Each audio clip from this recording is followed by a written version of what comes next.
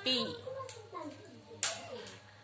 Jadi masih sama, theta lebih besar sama dengan 0 dan kurang dari sama dengan pi.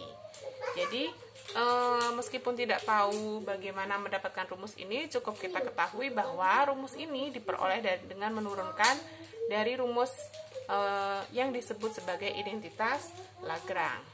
Nah, kita tutup yang pertama, kita fokus pada rumus yang kedua.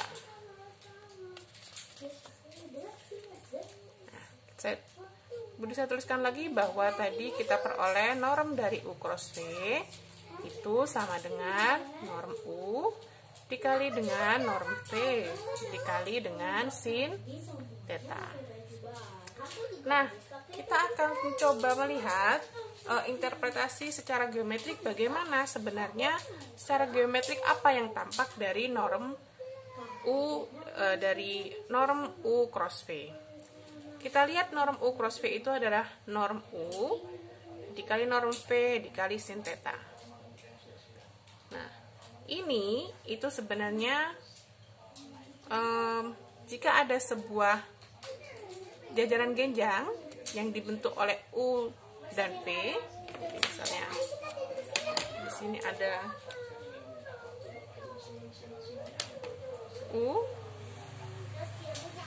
ada vektor U, kemudian di sini ada vektor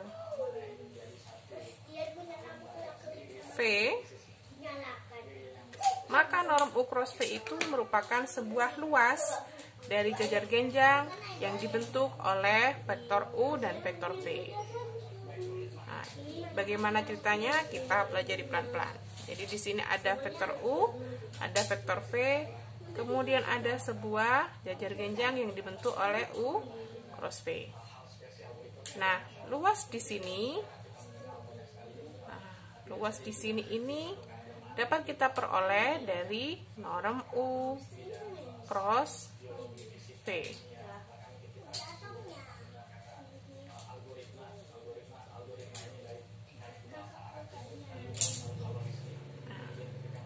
Mohon maaf kurang rapi. Bagaimana ceritanya dapat seperti itu? Nah, kalau kita perhatikan, misalnya di sini panjang norm U itu adalah panjang dari vektor U adalah norm U. Kemudian panjang dari vektor V adalah norm V. Maka norm V dari mohon maaf, dan di sini ada sudut yang dibentuk oleh U dan V adalah theta. Maka kalau kita lihat norm V dikali sin theta, ini adalah tampak sebagai tinggi dari jajar genjang. Ada di sini. Nah, ini adalah kurang jelas ya. Norm V dikali dengan sin theta. Semoga cukup jelas. Sehingga norm U dikali norm V sin theta itu sama seperti luas jajar genjang. Di mana luas jajar genjang? Luas jajar genjang kita tuliskan sebagai alas dikali tinggi. Di mana di sini alasnya adalah norm U dan tingginya adalah norm V dikali dengan sin theta. Maka secara geometris norm dari U cross V itu tampak seperti sebuah luas dari jajar genjang yang dibentuk oleh vektor U dan vektor V. Semoga cukup jelas. Nah, kita ke contoh soal. Maka kalau Budi Sabrik kita ke latihan soal dari apa yang sudah kita pelajari sebelumnya. Dapatkan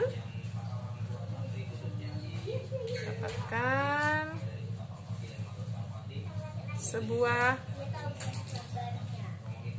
luas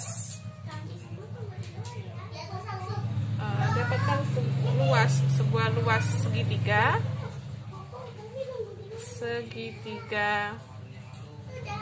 yang dibangun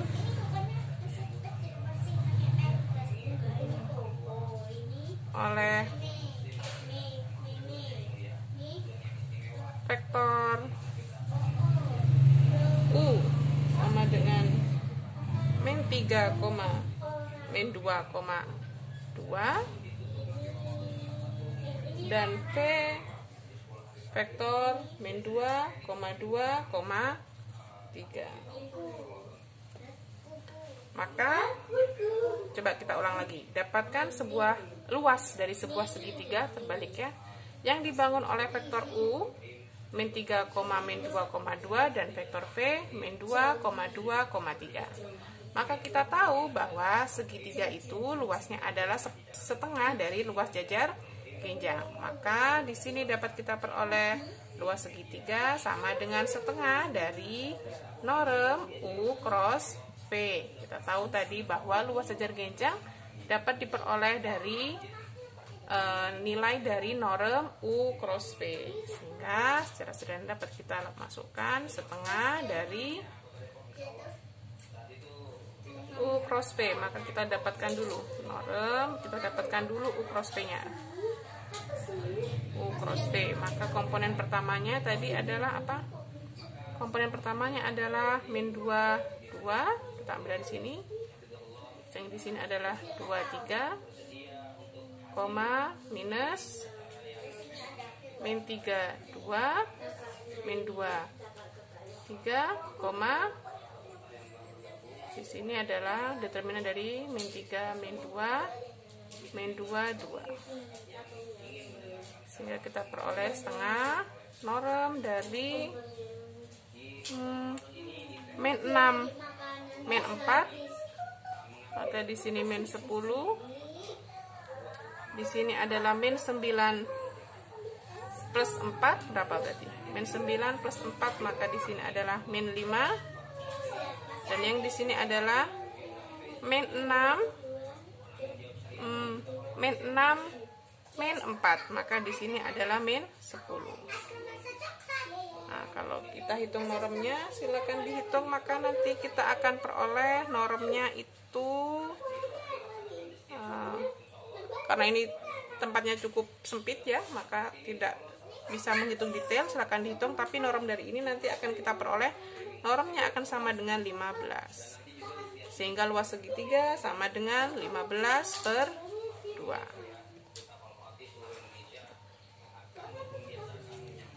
Semoga ini dapat dipahami. Jika masih kurang jelas, maka nanti videonya bisa diputar kembali.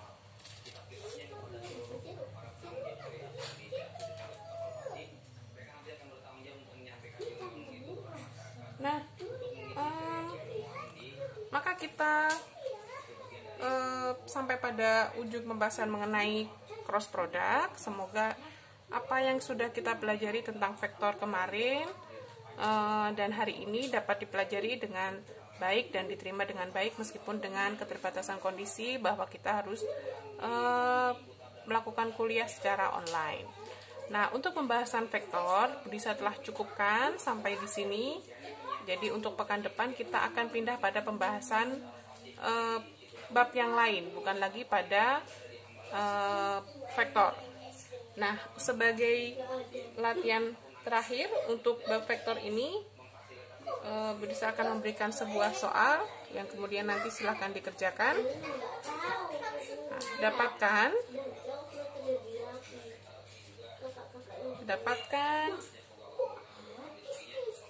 vektor unit, dapatkan vektor unit yang sejajar dengan bidang YZ, yang sejajar dengan bidang YZ,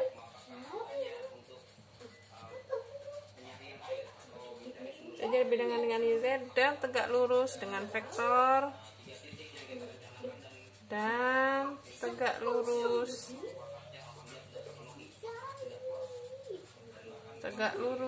dengan vektor yang memiliki komponen 3,1,2. Coba bisa ulangi. Mohon maaf, ini mungkin kurang. Dapatkan semua vektor. Berarti vektornya bisa jadi ada lebih dari satu.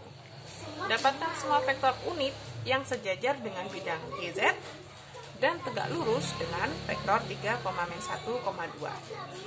Sekilas mungkin soal ini terasa sulit untuk dipahami, cuman tidak perlu panik, kita pahami pelan-pelan. Nah, kita lihat di sini informasi apa saja yang dapat kita peroleh dari persoalan ini, kemudian dapat kita gunakan untuk menemukan vektor yang kita cari. Pertama, dapatkan semua vektor, maka bisa jadi jawabannya lebih dari satu vektor. Vektor unit, maka kita dapatkan vektor unit, maka kalau vektor ini kita misalkan sebagai U, maka nanti norm U itu sama dengan 1, karena dia adalah vektor unit. Sejajar dengan bidang YZ. Saya ulangi lagi, sejajar dengan bidang YZ. Maka apa informasi yang dapat kita peroleh di sini? Kalau dia sejajar dengan bidang YZ, maka bagaimana dengan U? Maka ini kaitannya dengan komponen U. Sejajar dengan bidang YZ, maka nanti komponen yang bersesuaian dengan X itu akan sama dengan 0. Sehingga mungkin nanti kita bisa tuliskan bahwa U komponennya itu karena sejajar dengan bidang YZ, maka yang bersesuaian dengan X akan sama dengan 0. Dan kita misalkan di sini yang bersesuaian dengan Y, misalnya di sini adalah U2 atau UY,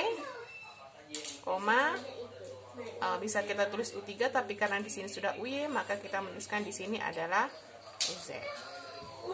Dan tegak lurus dengan vektor yang memiliki komponen 3,-1,2. Anggaplah ini vektor V, sehingga nanti U dot 3,-1,2 ini akan menghasilkan sama dengan 0. Nah, jadi dari 3 informasi ini nanti akan kita peroleh memperoleh vektor U yang kita cari. Apa saja komponennya? Yang pasti kita tahu bahwa komponen pertamanya sama dengan 0, sehingga kita tinggal mencari nilai dari komponen kedua dan komponen ketiga dari 3 informasi yang kita peroleh dari soal yang diberikan. Nah, alhamdulillah kita sudah menyelesaikan, cukup sampai di sini. Semoga kita dapat bertemu di lain kesempatan dengan kondisi yang lebih baik. Semoga Allah memberikan kesehatan dan kelapangan untuk kita semua dalam menuntut ilmu. Terima kasih, silakan soalnya dikerjakan. Assalamualaikum warahmatullahi wabarakatuh.